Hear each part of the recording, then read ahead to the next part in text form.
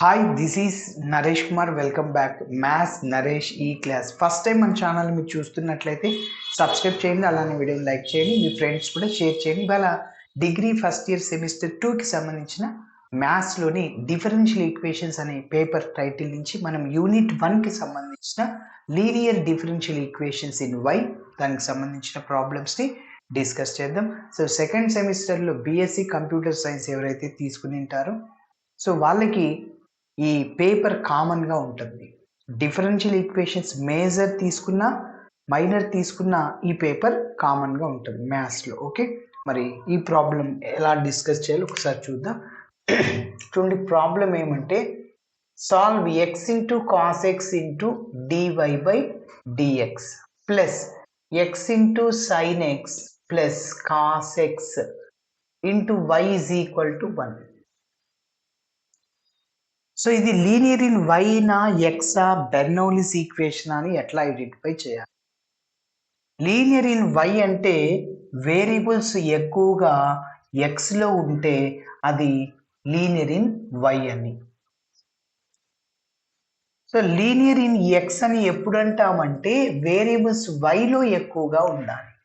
మీరు చెప్పండి, ఇక్కడ x variable 1 time 2 times 3 4 5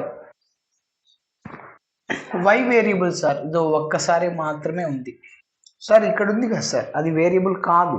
okay yes, కాబట్టి ఇప్పుడు ఎక్స్లు ఎక్కువగా ఉన్నాయి, వైలు ఎక్కువగా ఉన్నాయి, ఎక్స్లు ఎక్కువగా ఉన్నాయి అంటే లీనియర్ ఇన్ వై అని ఐడెంటిఫై చేయాలి.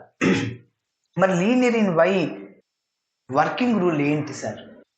ఇచ్చిన ఈక్వేషన్ని మనము dy by dx plus p of x into y is equal to q of x ఇట్లా వచ్చేట్టుగా తెచ్చుకోవాలి.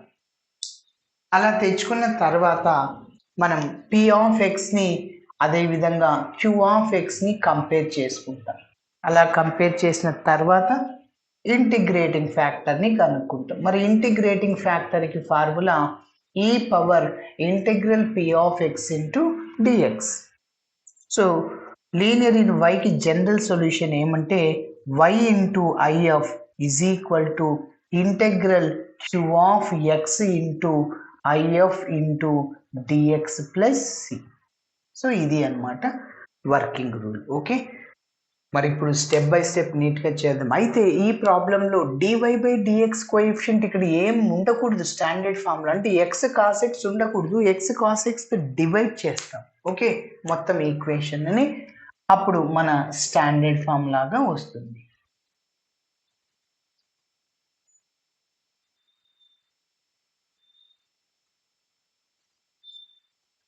ఓకే, ఫస్ట్ ఇచ్చిన ఈక్వేషన్ని రాస్తున్నాను. సో దాన్ని గివెన్ డి ఈస్ ఏంటి, x into cos x into dy by dx plus x into sine x plus cos x into y that is equal to 1. ఇప్పుడు x cos x ఉండకూడదు. ఏం చెప్పాను, x cos ఎక్స్తో divide చేయాలి. Dividing with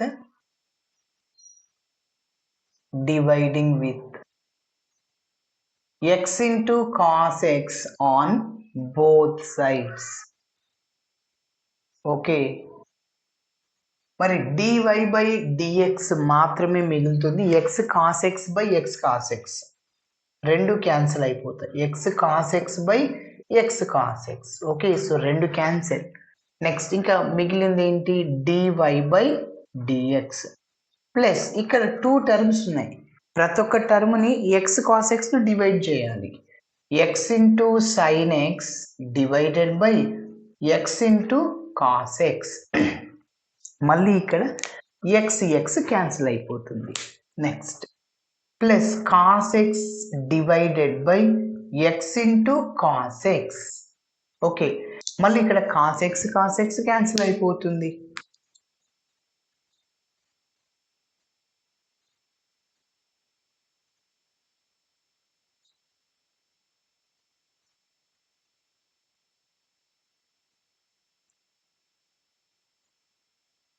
okay, into పక్కన why ఉంది. So is equal to 1 by x into cos X. ప్రతి ఒక్క టర్మ్ని ఎక్స్ కాస్ ఎక్స్తో డివైడ్ చేశాను. ఓకే, నెక్స్ట్ ఇంకా మిగిలింది ఏంటంటే ఇక్కడ dy by dx plus sine x by cos x. Sine by cos tan అవుతుంది, అది కాస్ బై సైన్ కాట్ అవుతుంది. ఓకే, కాబట్టి సో టాన్ ఎక్స్ అనమాట. ప్లస్ ఇక్కడ 1 బై ఎక్స్ ఉంటుంది. Okay, into y is equal to 1 by x అట్లనే రాశాను. 1 by cos ఏమవుతుంది, సీకెంట్ అవుతుంది. ఓకేనా, సో 1 బై కాస్ ఎక్స్ని ఏం రాసుకోవచ్చు, సీకెంట్ ఎక్స్. 1 బై సైన్ ఎక్స్ని కొసీకెంట్ ఎక్స్. ఎస్, ఇప్పుడు మీరు అబ్జర్వ్ చేస్తే dy by dx p of x into y is equal to q of x. మన స్టాండర్డ్ ఫామ్ వచ్చేసింది కాబట్టి దీన్ని స్టాండర్డ్ ఫామ్తో కంపేర్ చేస్తాం. P of x q of x వస్తుంది. Okay, this is a linear equation. This is a linear equation in y. Linear equation in y. దీన్ని standard ఫామ్తో ఇంకా కంపేర్ చేద్దాం. Comparing the above equation with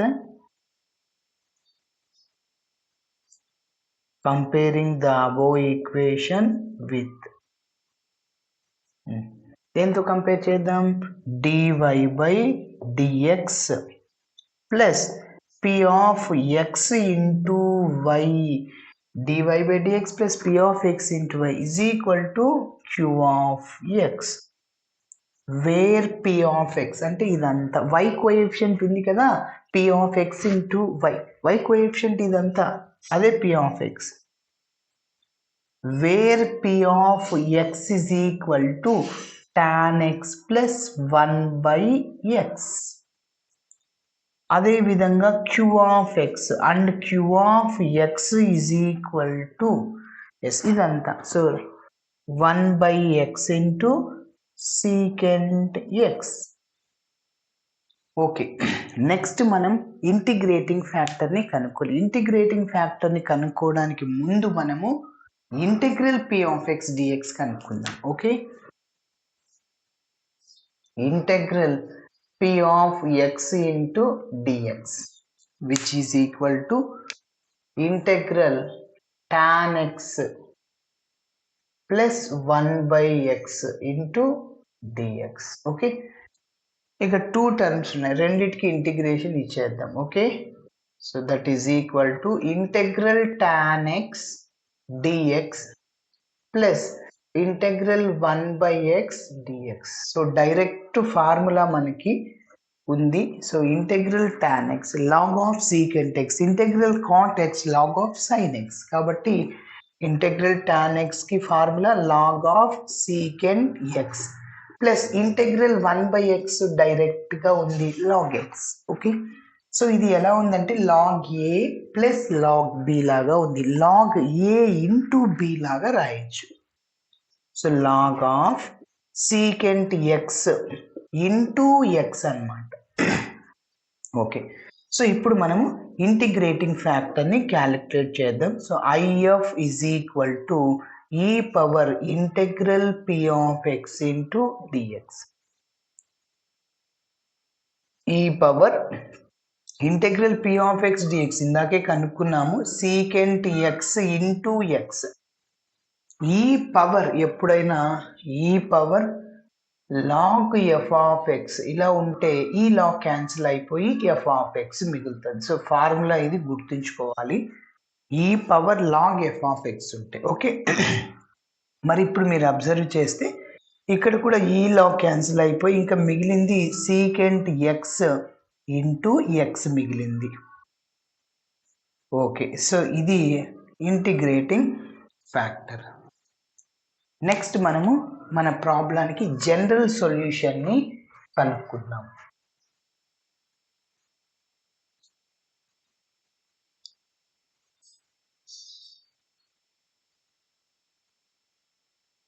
మరి general solution రాస్తున్నా, therefore general solution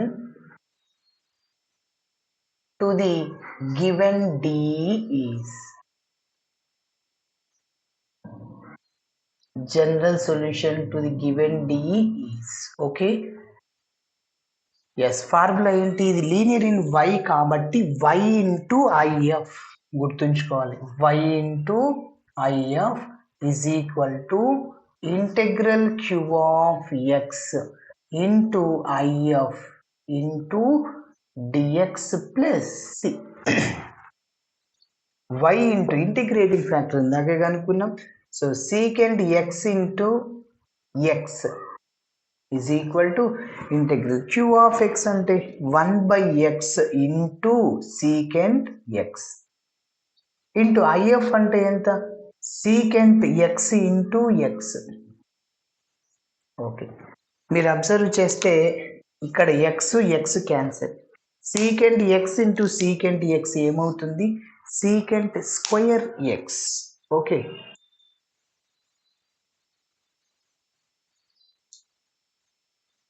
so that is y into secant x. ఇక్కడ x y ఒక చోట రాసేద్దాం starting. X into y secant x. Okay, is equal to ఇంకా మిగిలింది ఇక్కడ సీకెంట్ స్క్వేర్ ఎక్స్. డైరెక్ట్గా ఫార్ములా ఉంది ఇక్కడ dx plus c. Integral secant square x tan x. Okay, so that is equal to tan x plus c. ఇక్కడ x y secant x. So ఇది మన final answer. Okay, మరి ఈ వీడియోలోనే ఇంకొక ప్రాబ్లమ్ని డిస్కస్ చేద్దాం. Okay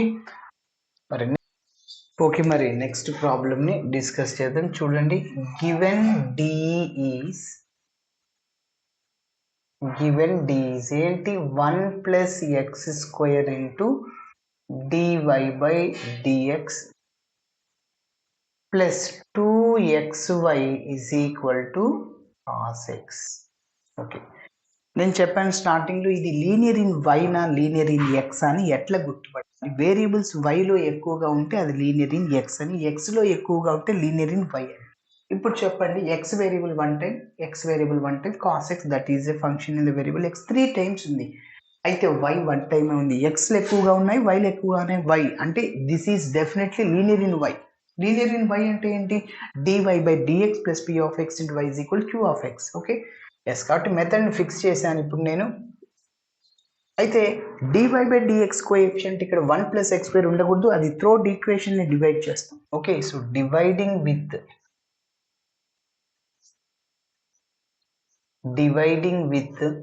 1+x² on both sides. 1+x² తో డివైడ్ చేద్దాం.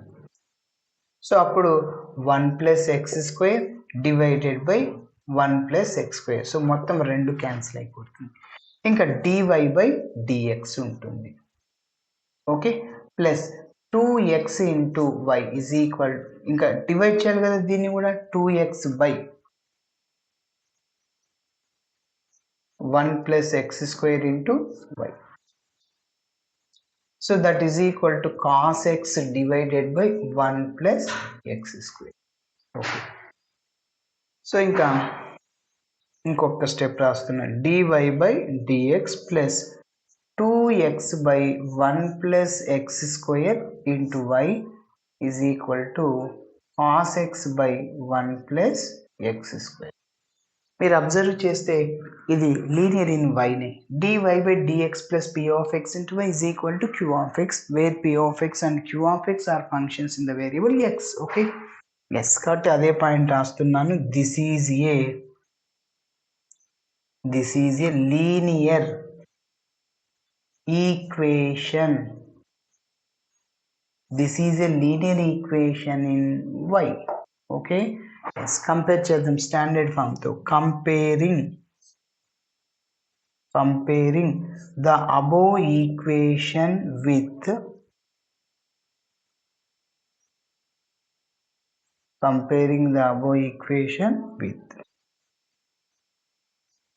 దేంతో కంపేర్ చేయాలి? dy/dx plus p of x into y is equal to q of x, where p of x అంటే ఏంటి? y coefficient. y కోఎఫిషియంట్ ఇదంతా p ఆఫ్ x ఏముంది 2x by 1 plus x square and q of x అంటే ఏంటి cos x by 1 plus x square. Okay, next నేనేం చెప్పాను, integrating ఫ్యాక్టర్ని కనుక్కోవాలి. Integrating factor formula e power integral p of x dx. First integral p of x dxని కనుక్కుందాం. Okay, so integral p of x into dx which is equal to p of x 2x by 1 plus x square dx పక్కన. Okay, డైరెక్ట్గా మీరు దీన్ని చూస్తుంటే ఒక formula లాగా గుర్తుకొస్తుంది. ఏంటి, integral f dash of x by f of x into dx. డినామినేటర్ని ఎప్పుడైతే డిఫరెన్షియేషన్ చేస్తామో ఆ టర్మ్ యొక్క డిఫరెన్షియేషన్ న్యూమరేటర్లో వస్తే అప్పుడు లాగ్ ఎఫ్ ఆఫ్ ఎక్స్ అనే ఫార్ములాని ఉపయోగించి చేస్తాము. ఎస్, ఒక్కసారి చూడండి, 1 యొక్క డిఫరెన్షియేషన్ 0, అది న్యూమరేటర్లో ఉన్నా ఒకటి లేకున్నా ఒకటి. X స్క్వేర్కి differentiation 2x. ఎస్, కాబట్టి డినామినేటర్ని డిఫరెన్షియేషన్ చేస్తే దాని యొక్క డిఫరెన్షియేషన్ న్యూమరేటర్లో ఉంది. ఓకే, ఎస్, సో ఏం చెప్పాను అలాంటప్పుడు లాగ్ ఎఫ్ ఆఫ్ ఎక్స్ డినామినేటర్లో ఉన్నది ఎఫ్ ఆఫ్ ఎక్స్ అని. ఓకే, ఎస్, ఇది integral p of x into dx. ఇప్పుడు మనము ఇంటిగ్రేటింగ్ ఫ్యాక్టర్ని కనుక్కుందాం. సో ఫార్ములా ఏమంటే e power integral p of x into dx. So that is equal e power log 1 plus x square. E log cancel అయిపోతుంది, ఇంకా 1 plus x square. So ఇప్పుడు general సొల్యూషన్ని కనుక్కుందాం.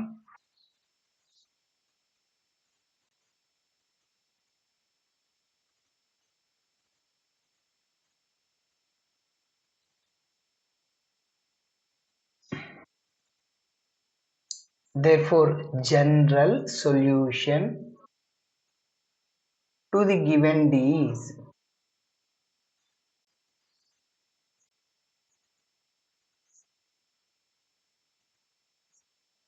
ఏంటి ఫార్ములా ఏంటి, y into IF is equal to integral q of x into IF into dx plus c. So y into IF అంటే 1 plus x square. So is equal to integral q of x అంటే cos x by 1 plus x square. IF అంటే 1 plus x square. మరి ఇవి రెండు cancel అయిపోతాయి, into మల్టిప్లైర్లో ఉంది కాబట్టి 1 plus x square మల్టిప్లైర్లో ఉంది, 1 ప్లస్ ఎక్స్ స్క్వేర్ డివిజన్లో ఉంది, రెండు క్యాన్సిల్ అయిపోతాయి. So d x plus c. So y into 1 plus x square which is equal to only ఇక్కడ కాస్ ఎక్స్ మిగులుతుంది, డిఎక్స్ ప్లస్ సి. కాస్కి ఇంటిగ్రేషన్, సైన్కి మైనస్ కాస్, కాస్కి సైన్ ఎక్స్ అవుద్ది. అదే సైన్ ఎక్స్కి డిఫరెన్షియేషన్ కాస్కి మైనస్ సైన్. సో ఇక్కడ ఇంటిగ్రేషన్ కాబట్టి కాస్కి ఓన్లీ సైన్ వస్తుంది plus c. This is the general solution to the given D అని చెప్పచ్చు. ఓకే, ఇలా చేయాలి. Thanks for watching my video. Video నచ్చితే ఖచ్చితంగా మీ ఫ్రెండ్స్ కూడా షేర్ చేయండి. బాయ్.